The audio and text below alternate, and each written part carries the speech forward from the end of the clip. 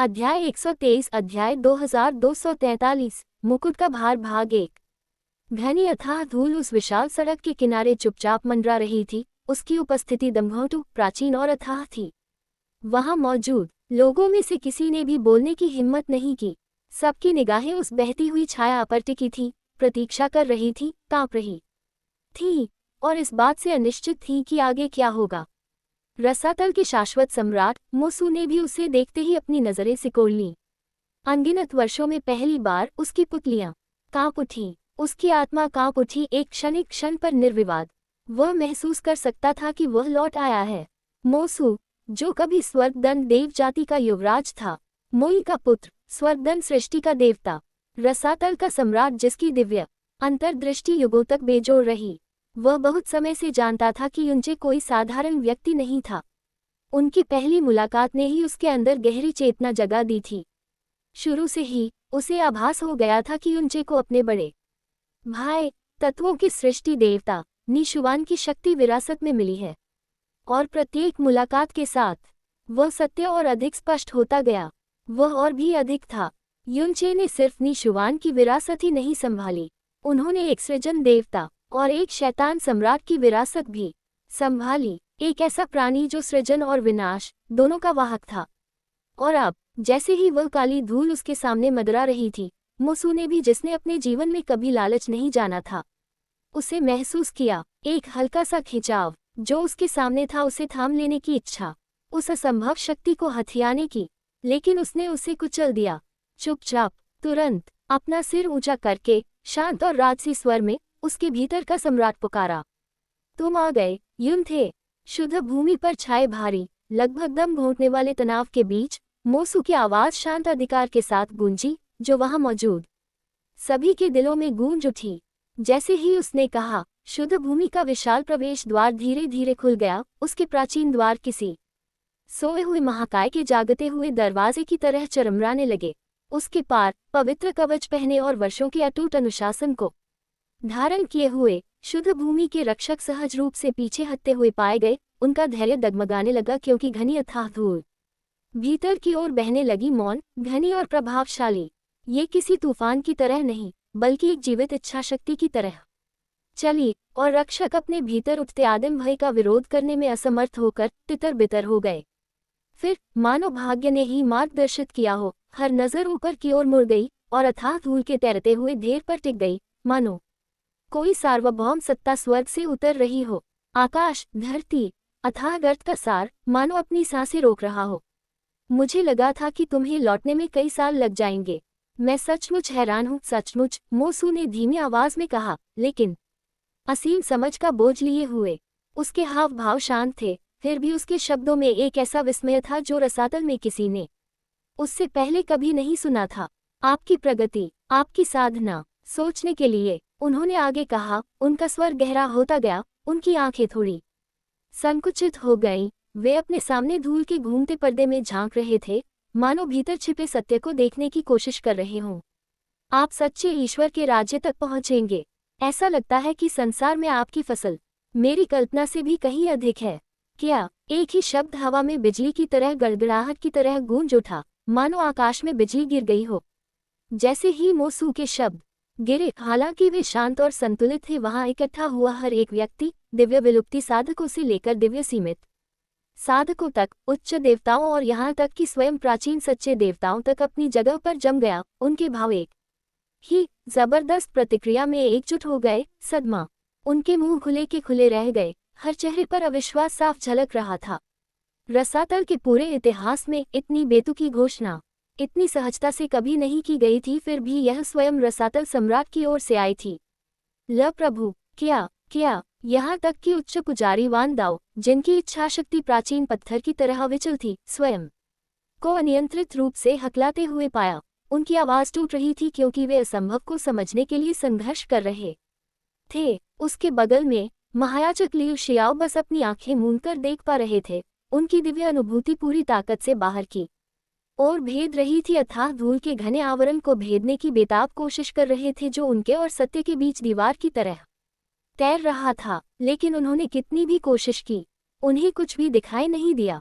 उद्धरण चिन्ह, उद्धरण चिन्ह। तारांकन तारांकन तारांकन तारांकन तारांकन। यहाँ तक कि लाखों वर्षों से प्रशिक्षित और संयमित उनके हृदय भी डगमगाने लगे।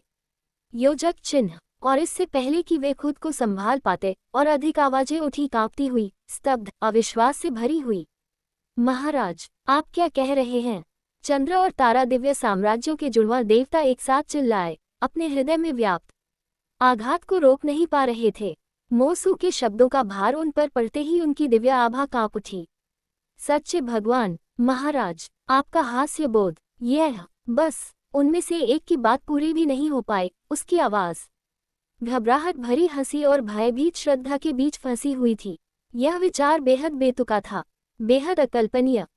बस एक महीना पहले समय की विशाल नदी में बस एक क्षणभंगुर महीना, युंचे अपनी युद्ध कौशलता के बावजूद, जो किसी भी सामान्य बुद्धि को चुनौती देती थी, अभी भी दिव्य सीमित क्षेत्र स्तर 1 की दहलीज पर ही खड़ा था।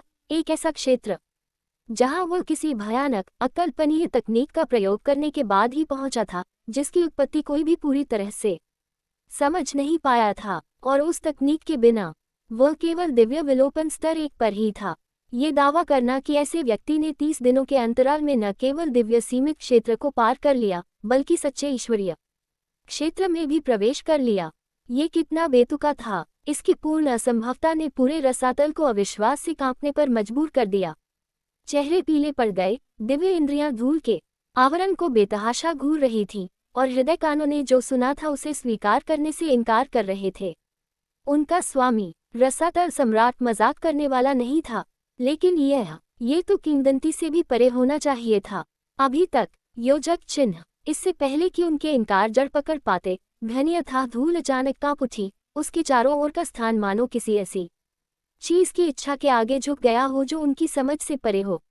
अगले ही पल घूमता हुआ पर्दा बिखरने लगा, मानो किसी देवता के अवतरण से पहले का पर्दा पीछे की ओर मुड़ गया हो, और वहां सभी को प्रकट किया गया।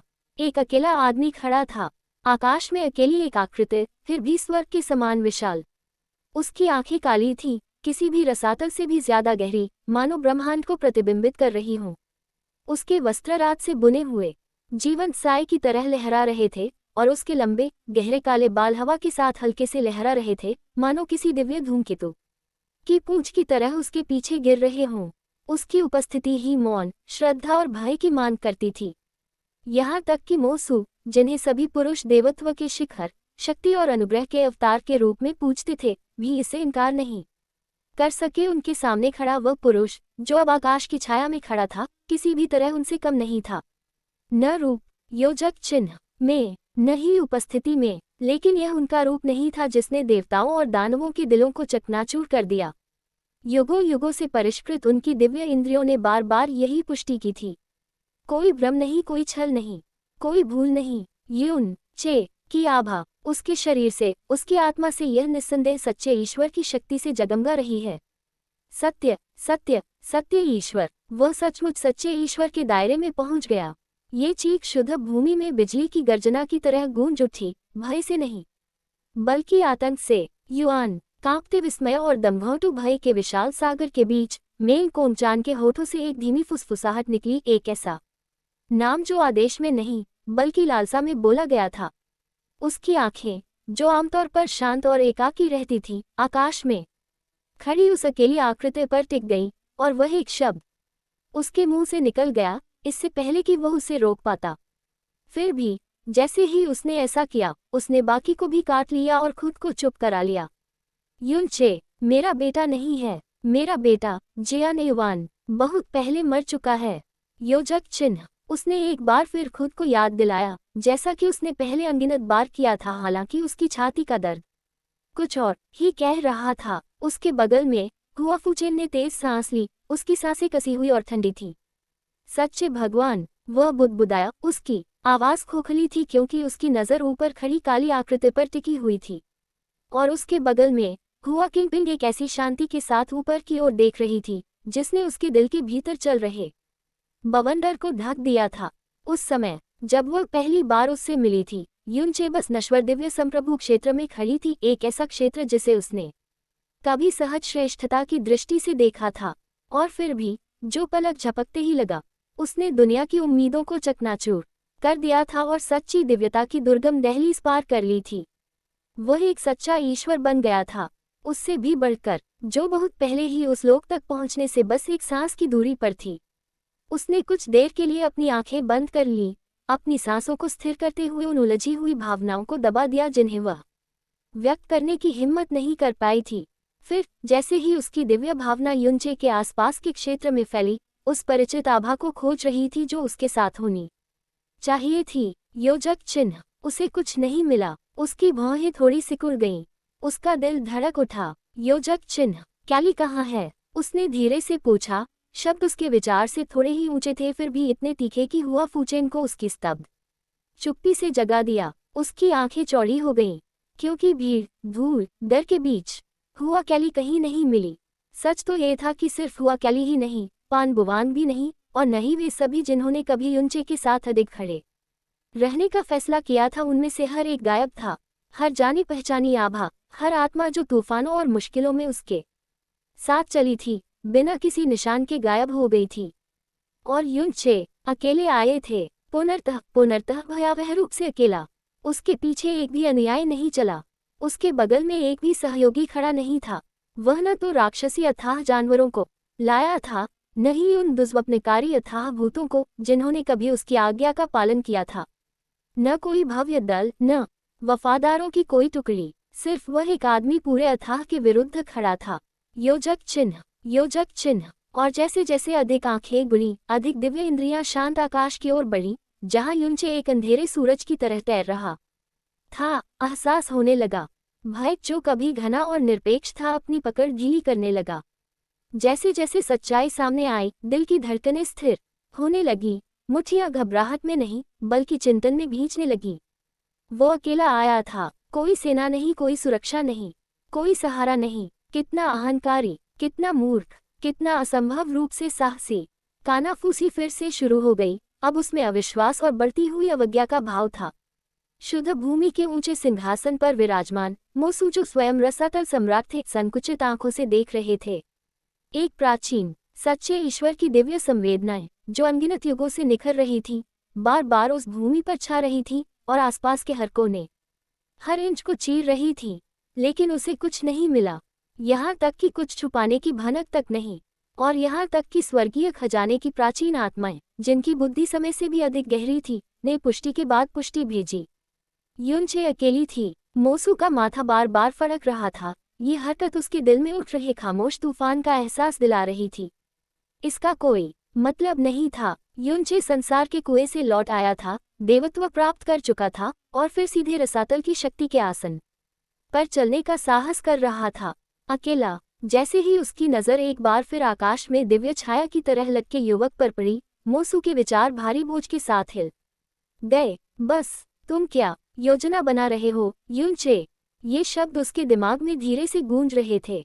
कितना घमंडी, कितना दुस्साहस है तुम्हारा। महायाजक लियू शियाओ की आवाज गूंजी, तीखी और गर्जनापूर्ण। जैसे ही उन्होंने एक कदम आगे बढ़ाया, उनका क्रोध उबल पड़ा। उनके पीछे दिव्य आभा उमड़ती हुई लहरों की तरह फैल गई।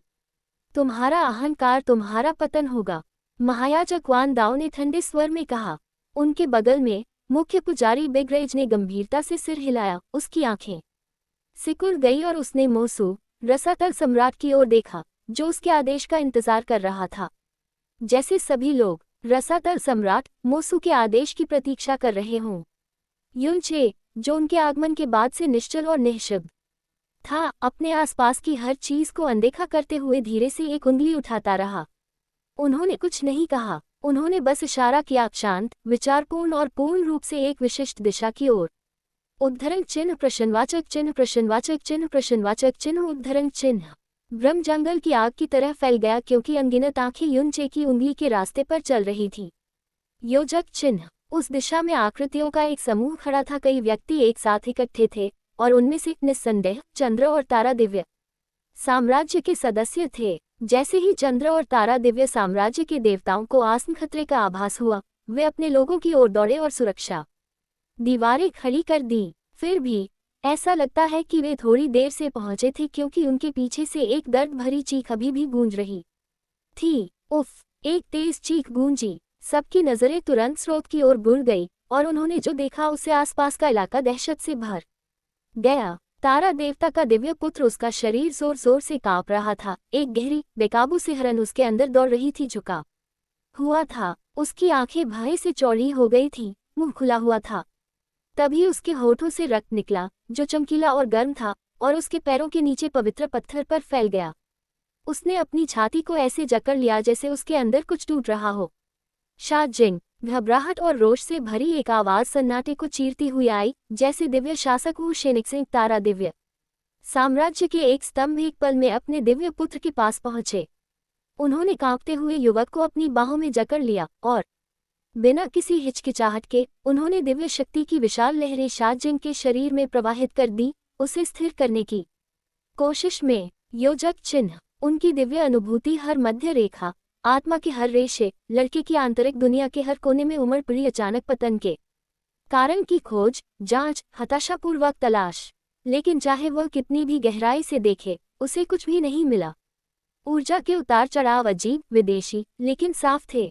दुश्मनी का कोई निशान नहीं, किसी हमले का कोई निशान नहीं, किसी बाहरी आध्यात्मिक शक्ति का कोई निशान नहीं। और फिर भी शा जिंग लगभग गिर ही गया था। दिव्य रीजेंट की नजरें आसमान में काले रंग की आकृति की ओर उठी। उनका चेहरा अविश्वास और क्रोध से विकृत हो गया।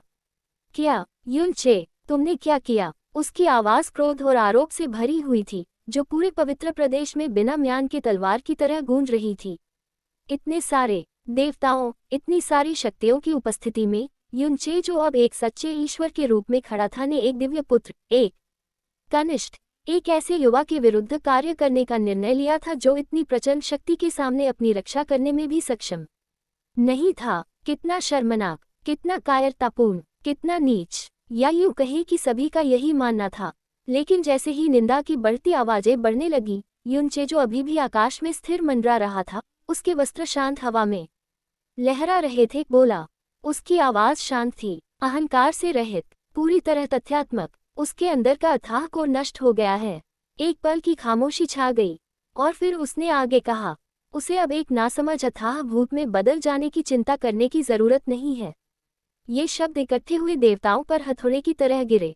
स्तब्ध सन्नाटा छा गया, कोई हिला तक नहीं, कोई बोला नहीं, क्योंकि उस क्षण सभी के विचार अचानक रुक गए।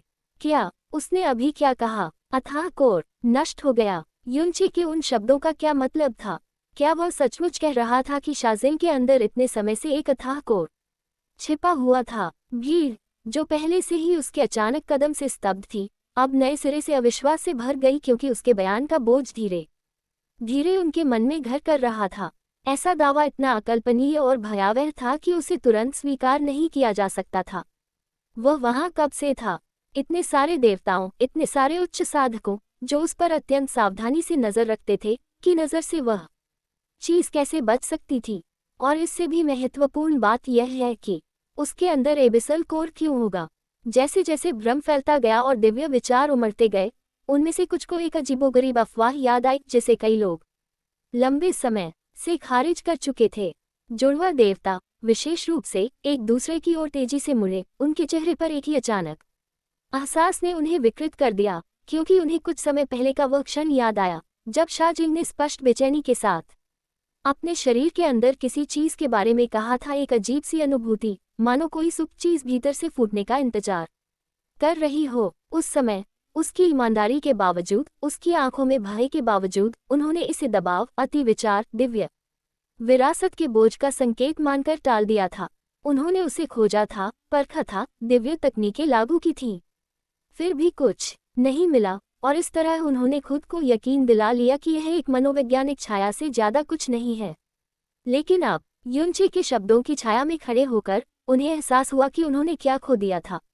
शा जिंग जिस अनुभूति की बात कर रहा था, वह न तो भ्रम था, न ही कल्पना, वह तो शुरू से ही वास्तविक थी। वह छिपा हुआ भय, जिसे उनकी दिव्य इंद्रियां भी उजागर नहीं कर पाई थी, वह अथाह केंद्र था, जो उसके भीतर एक सुप्त पशु की तरह दुबका हुआ था, बस सही समय का इंतजार कर रहा था जब वह जागकर उसका सब कुछ निगल जाए। उनके विचार और भी तेजी से आगे बढ़े और वापस एबिसल नाइट कमांडर की भयावह घटना की ओर लौट गए। एक ऐसा व्यक्ति जिसकी वफादारी और ताकत पर कोई सवाल नहीं था, जो एक दिन बिना किसी चेतावनी के, बिना किसी भ्रष्टाचार के, जिसे पहले से ही भांप लिया जा सकता था, एक नासमझ एबिसल भूत में बदल गया। उसे भी पता नहीं चला कि क्या हुआ था। तब तक बहुत देर हो चुकी थी। यह एहसास करना कि वही कपटी शक्ति उनके दिव्य पुत्र के अंदर इस पूरे समय से मौजूद थी, अछूती, अदृश्य और किसी भी योजक चिन्ह क्षण फूट पड़ने के लिए तैयार। यह सत्य किसी भी तलवार से अधिक भयानक था। और फिर भी एक गहरा, अधिक उलझन भरा प्रश्न अब उन्हें परेशान कर रहा था। यदि एबिसल कोर को वहां रखा गया था, जैसा कि कई लोग मानते हैं, युनचे ने स्वयं, तो फिर सभी चीजों में से उसने इसे अब हटाने का विकल्प क्यों चुना? योजक चिन्ह शाजिन के अंदर वास्तव में एक अगाध कोर था या नहीं, कोई भी पूर्ण निश्चितता के साथ नहीं कह सकता था। कोई नहीं, सिवाय स्वयं शाजिन के। और फिर भी यदि युनचे का दावा सच था, यदि उसने वास्तव में स्टार दिव्य साम्राज्य के दिव्य पुत्र भीतर से ऐसी चीज को निकाला था, तो कोई केवल ये सवाल कर सकता था कि यह कदम कितना लापरवाही भरा या शायद मूर्खतापूर्ण था। आखिरकार यदि उसने वास्तव में उस कोर को स्थापित किया था, तो यह एक शक्तिशाली छिपा हुआ हथियार था, अगाध दिव्य साम्राज्यों के गले पर एक गूक ब्लेड, जिसे किसी भी समय सक्रिय किया जा सकता था और उन्हें अराजकता में डुबो सकता था। और फिर भी अब सभी देवताओं, सभी शासकों और स्वयं सम्राट के सामने उसने स्वेच्छा से इसे एक तरफ फेंक दिया, इसे ऐसे त्याग दिया जैसे कि अब इसका कोई मूल्य नहीं रह गया हो। ऐसा अहंकार, ऐसी निश्चिंतता, या शायद ऐसी मंशा। बस तुम वास्तव में क्या योजना बना रहे हो? युनचे मोसू के विचार उसके मन में गूंज रहे थे, जैसे ही उसने अपनी नज़र आसमान में उस काली आकृति पर गड़ाए रखी। युनचे के आने के बाद से उसने बहुत कम शब्द बोले थे, बहुत कम इशारे किए थे, और फिर भी सबने दुनिया की व्यवस्था में हलचल मचा दी थी। और अब दया दिखाने के बाद, या यह उसका मजाक था, उसने अपने हाथ से एक घातक पत्ता निकाल लिया, एक ऐसा कदम जो तर्क, रणनीति और शक्ति के ठंडे गणित को चुनौती देता था। क्या ये सद्भावना का कार्य था, शांति की घोषणा, या ये किसी गहन चीज की अभिव्यक्ति मात्र थी, किसी ऐसी निरपेक्ष चीज कि जिसे किसी सूक्ष्मता की आवश्यकता नहीं थी? मोस को यकीन नहीं था, और वह इस उलझन में अकेला नहीं था। पवित्र भूमि के चारों ओर अनगिनत दिव्य मन बेचैनी से हिल रहे थे, उनके विचार उलझे हुए थे। वे युनचे के कार्यों के पीछे के उद्देश्य को समझ नहीं पा रहे थे। योजक चिन्ह। और जैसे ही अनिश्चितता उनके ऊपर तूफानी बादलों की तरह घनी हो गई, युनचे, जो तब तक मौन में खड़ा था, बोला। उनके शब्द शांत और निश्चिंत थे, तथा उनमें एक ऐसा भार था जो वहां उपस्थित प्रत्येक आत्मा पर दबाव डाल रहा था। ज्यादा मत सोचो, इस सम्राट को तुम सबके खिलाफ ऐसे घटिया कार्य की जरूरत नहीं है। फिर एक क्षण के विराम के बाद उनकी नज़र शांत तिरस्कार के साथ भीड़ पर पड़ी, और उन्होंने कहा, अगर यह सम्राट चाहे तो यह आप सभी पर एक साथ हमला कर सकता है, इसलिए ज्यादा सोचने की कोई जरूरत नहीं है। यह एक छोटा सा बयान था, एक साधारण सा, कोई भव्य उद्घोषणा नहीं, कोई दैवीय शक्ति का दहाड़ नहीं, कोई दुर्भावना से भरी धमकी नहीं। फिर भी युनचे की आवाज गहरी होती प्रतीत होती है, मानो उसने जानबूझकर कुछ शब्दों पर जोर दिया हो, और वे कुछ शब्द पूर्ण विश्वास के साथ कहे गए, बिना किसी घमंड या हिचकिचाहट के, किसी भी दिव्य तकनीक से अधिक प्रभावशाली थे। नसें फड़क उठी, माथे धड़क उठे, सबसे शांत देवताओं के सिर में भी खून तेजी से दौड़ गया। क्रोध, अविश्वास और अपमान सब एक साथ उमड़ पड़े। बूम, मानो सहज प्रवृत्ति से बंधी हुई आभाएं तुरंत फूट पड़ी, मानो ज्वालामुखी दुनिया की रीढ़ तोड़ रहे हों। आकाश की ओर उमड़ पड़ी दैवीय शक्ति शुद्ध भूमि में प्रचंड रूप धारण कर रही थी, अंतरिक्ष को हिला रही थी, बादलों को छिन्न भिन्न कर रही थी, और कमजोर साधकों को वहीं धराशायी कर रही थी जहां वे खड़े थे, दम घुटने वाले दबाव के नीचे सांस लेने में भी असमर्थ। युनचे ने जो कहा था, जो उसने रसातल के हृदय में कहने का साहस किया था, ये किसी दैवी उत्तेजना से कम नहीं था।